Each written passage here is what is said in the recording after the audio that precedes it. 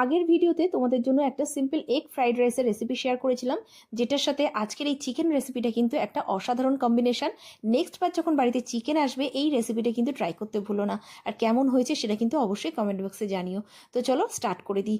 গ্যাসেতে একটা কড়াই বসিয়েছি, গোটা ধনে, গোটা জিরে, গোটা গোলমরিচ আর শুকনো লঙ্কা একটু ড্রাই রোস্ট করে নিয়ে তারপর গ্যাসটাকে বন্ধ করে এর মধ্যে দিয়ে দেবো মৌরি। তো মৌরিটাকে এখানে গুঁড়ো করা ছিল সেটাই দিলাম, একটু গরম করে নিয়ে এবার মশলাটাকে একটু রেখে দিয়ে ঠান্ডা করে তারপর কিন্তু মিক্সির বাটিতে একটু গুঁড়ো করে নিয়েছি। এদিকে তেল গরম করে পেঁয়াজের পাপড়িগুলো দিয়ে হালকা করে ভেজে তুলে নেব। তারপর দিয়ে দেবো এর মধ্যে কেটে রাখা ক্যাপসিকামটাও কিন্তু হালকা করে ভেজে তুলে নেবো। এর মধ্যে দিয়ে দেবো গোটা জিরে ফোড়ন, সাথে পেঁয়াজ কুচি।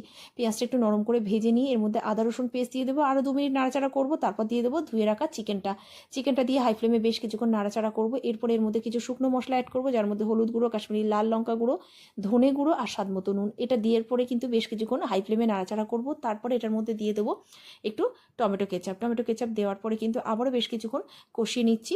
এরপরে দিয়ে দিচ্ছি যে মশলাটা একটু আগে বানিয়ে রেখেছিলাম সেটার পরে কিন্তু ভালো করে একটুখানি কষিয়ে নিয়ে এর মধ্যে দিয়ে দেবো পরিমাণ মতো গরম জল। দেওয়ার পরে ভালো করে মিশিয়ে লো ফ্লেমে এইভাবে ঢাকা দিয়ে রাখবো যতক্ষণ না চিকেনটা হয়ে আসে। আবার একটু মিশিয়ে নিয়ে এর উপর থেকে দিয়ে দেবো একটু ড্রাই রোস্ট করা কসুরি মেথি, তার সাথে এখানে দিয়ে দেবো একটু ফ্রেশ ক্রিম। সব কিছু ভালো করে মিশিয়ে এখানে দেখো ভেজে রাখা ক্যাপসিকাম আর পেঁয়াজটাও দিয়ে দিলাম। ওপর থেকে আরও একটু ফ্রেশ ক্রিম দিয়ে ঢাকা দিয়ে আরও 2 মিনিট আমি লো ফ্লেমে রেখেছিলাম। ব্যাস, রান্নাটা একেবারে রেডি।